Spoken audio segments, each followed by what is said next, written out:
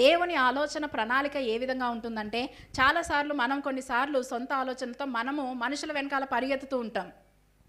వాళ్ళు నాకు సహాయం చేస్తారేమో, వీళ్ళు నాకు సహాయం చేస్తారేమో అని. కానీ దేవుని సమయం అంటూ ఒకటి ఉంటుంది. ఆ దేవుని సమయం వచ్చినప్పుడు మనము మనుషుల వెంట పరిగెత్తాల్సిన అవసరం లేదు. దేవుడే మనుషులను మన యొద్దకు పంపిస్తాడు. ప్రతి దానికి కాలము, సమయం అనేది నిర్ణయించబడింది. ఆకు వాడక తన కాలమందు ఫలమిచ్చు చెట్టు వలె నీవు ఉంటావు. దేవునిలో విశ్వాసం ఉంచి నమ్మకంగా జీవించేటువంటి జ్ఞానం మనకు ఉంటే గనక ప్రతి నాటబడినటువంటి వ్యక్తి జీవితం, విశ్వాసంలో నాటబడినటువంటి ప్రతి వ్యక్తి జీవితంలో ఫలించే కాలం అనేది ఒకటి ఉంది. అన్ని చెట్లు ఒకటి కాదు. మామిడికాయ చెట్టు నాటబడిందంటే అది 3 సంవత్సరాలు కాపిస్తుంది. కొబ్బరికాయ చెట్టుకు ఉండే కాపు కాలము, దాని కాలం వేరు.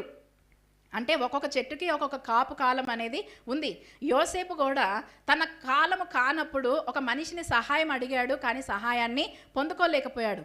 సమయము వచ్చింది, తన కాలము వచ్చింది, తన సమయము వచ్చింది. అతను మౌనంగా ఉన్నాడు. దేవుడే తన యొద్దకి మనిషిని పంపించాడు. రాజు దగ్గర నిలబడేటువంటి అవకాశము, దేవుడిచ్చిన జ్ఞానాన్ని బట్టి మరి యోసేపు ఆ కల భావాన్ని వివరించినప్పుడు ఫరో ఎంతగా ఇంప్రెస్ అయిపోయాడంటే, నువ్వు నా పక్కనే ఉండాలి. ఎలా ఉండాలి అని అంటే, రాజ్యం అంతటిని కూడా నీ చేతులకి నేను అప్పగిచ్చేస్తున్నాను, నువ్వెక్కడ సంతకం పెట్టమంటే అక్కడ నేను పెడతా. చూడండి, ప్రైమ్ మినిస్టర్ స్థానంలో